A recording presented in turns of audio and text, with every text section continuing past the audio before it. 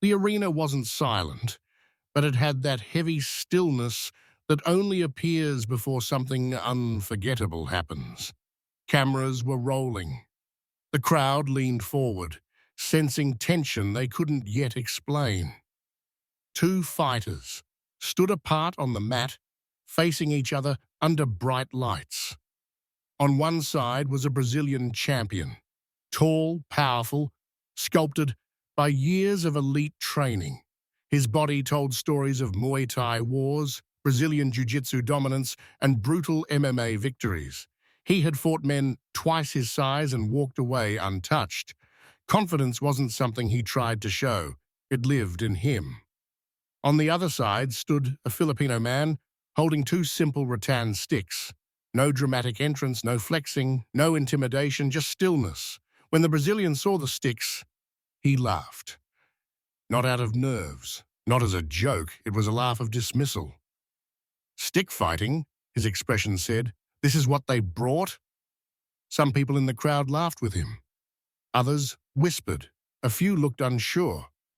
But the Filipino didn't react.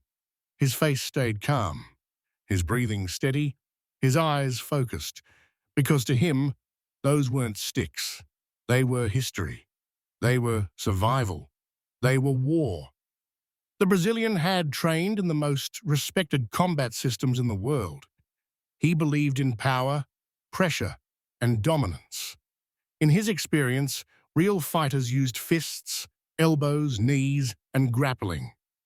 Weapons training was optional, secondary, something flashy for demonstrations.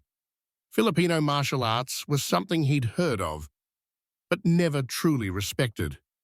Arnis, Kali, Eskrima. Traditional systems, he thought. Old school, outdated. He didn't know that those systems were born not in gyms, but in blood. In the Philippines, stick fighting wasn't created for sport. It was created for survival. Long before gloves, cages, and referees, Filipinos defended their land against invaders, using whatever they had. Farmers, fishermen, villagers, children. Everyone learned. A stick was never just a stick. It represented a blade, a spear, a tool to end a fight quickly.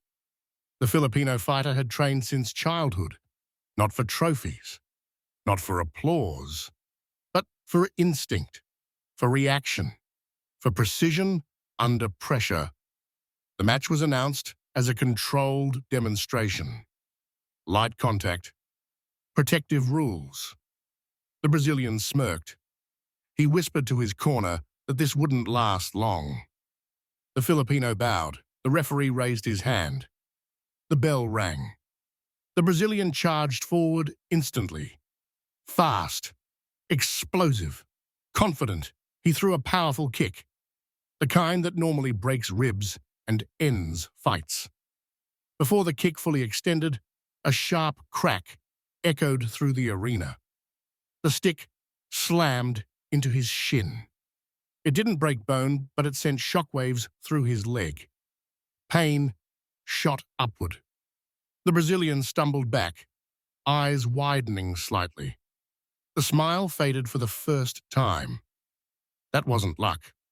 That was timing. The Filipino didn't chase him, didn't rush forward. He stayed calm, weight balanced, sticks angled perfectly, waiting. The Brazilian attacked again. A feint, a jab, another kick. Crack, crack. Stick met wrist, stick met forearm. Each strike was precise. No wasted movement, no wild swinging, just surgical accuracy. The crowd started murmuring. This didn't look like a demonstration anymore. This looked calculated.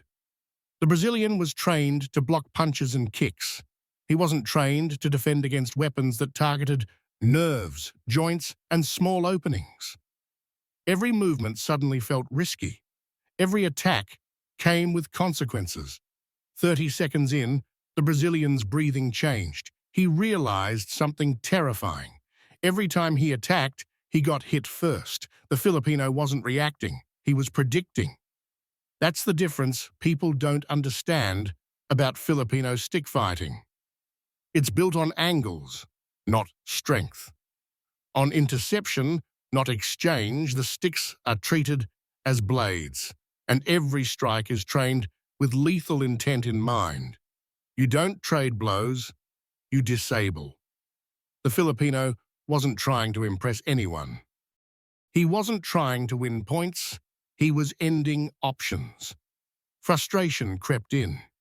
The Brazilian lunged forward aggressively, trying to overwhelm him with pressure. That was the turning point. The Filipino stepped slightly offline, just enough. Crack! The stick landed on the elbow. Instantly, the Brazilian's arm dropped. Pain surged through his body. His face tightened. The crowd gasped. That wasn't part of a friendly demo. That was real.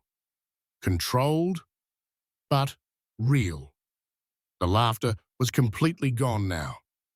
The Brazilian backed away, hands raised, eyes locked on the sticks. He wasn't mocking anymore. He was calculating, trying to adjust. But every adjustment came a second too late. The Filipino advanced slowly. No anger, no celebration, just calm certainty. The Brazilian attempted what he knew best, a takedown. In MMA, this would have changed everything. But Filipino martial arts had answers for that too.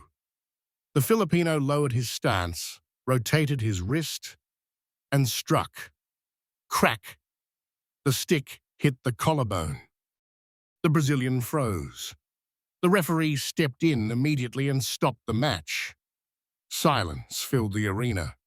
For a moment, no one cheered, no one shouted, people just stared. Because they hadn't just watched a fight, they had watched an idea collapse. The idea that modern combat had replaced traditional systems.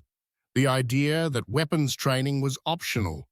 The idea that confidence comes from laughing at what you don't understand. The Brazilian walked forward slowly. He bowed his head. Then he extended his hand. The Filipino took it. No words were exchanged. None were needed. Clips of the match spread online within hours. People around the world watched in disbelief. Comments flooded in. I never knew stick fighting was this deadly. That Brazilian learned humility. This changed how I see martial arts. Instructors began rethinking their training. Fighters started adding Filipino martial arts to their systems, not because it looked cool, but because it worked. This moment was never about Brazil versus the Philippines. It was about respect, about understanding that simplicity doesn't mean weakness, that tradition doesn't mean obsolete, and that real combat isn't about what looks impressive under bright lights.